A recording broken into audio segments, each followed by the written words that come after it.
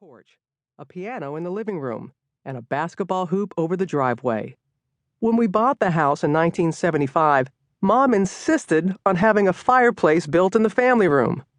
A beautiful stone fireplace that we never used. After all, it doesn't get that cold on the Mississippi Gulf Coast. But Mom always wanted a fireplace, and a fireplace we had. Mom was like that. She'd get her mind set on something, and that was that. For as long as I can remember, I've gone home to the past for the holidays. It's just not Christmas until I open the door and hear the little bell ring. I brought that bell back for my mother after I covered the Lillehammer Olympic Games. The jingle it makes when the door opens is one of the sweetest sounds I know. Mama taught me to always treasure a memento from my world travels. Our home in the past is filled with beautiful pieces, reminders of all the places we lived when my dad was in the Air Force. I welcomed in 2012 with Mama at our family home in the past. Usually when I entered the house, the first thing that greeted me after a warm hug from Mama was the aroma of something she was whipping up in the kitchen. Not this time.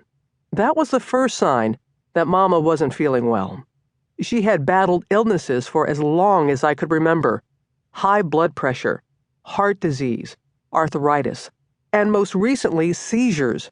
Mama had begun to suffer TIAs, transient ischemic attacks.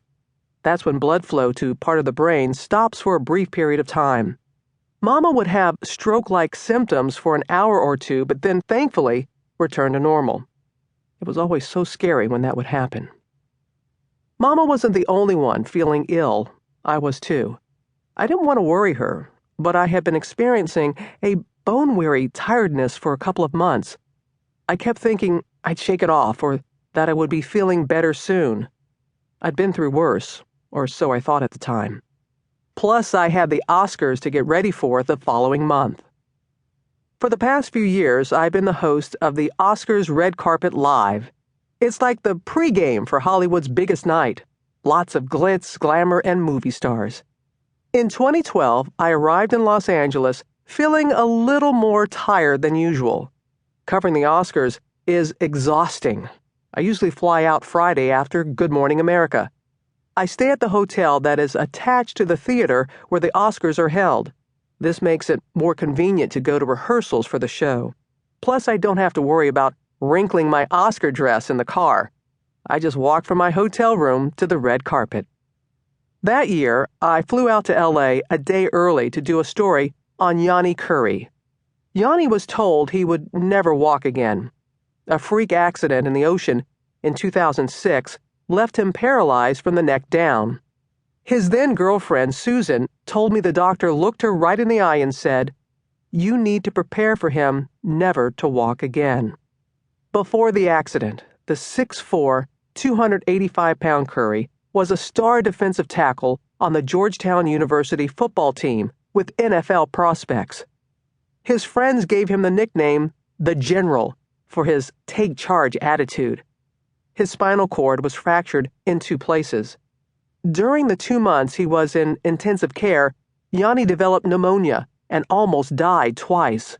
Susan told me there were many times he said to her, "You don't need to do this. You don't need to be here." Susan told me, "I promised him that as long as his heart and his mind stayed the same, that I would love him." The couple moved to Louisville to work with Dr. Susan Harkema. She helped develop a cutting-edge therapy known as locomotor training. The late actor Christopher Reeve, someone I was fortunate to meet, was among her first test subjects. The training teaches the spinal cord how to control motor functions like walking by using repetitive motion. After 2 months of intensive training, Yanni had his first milestone, a little toe wiggle. And in May 2009, Yanni took his first steps in 3 years with the assistance of a walker. Always thinking of others, the General had an idea. He wanted to make this training available near his home in California. With the help of many, Yanni raised the funds to start Next Step Fitness, a nonprofit rehab center in Los Angeles where anyone could get locomotor training at an affordable price. Yanni was doing something my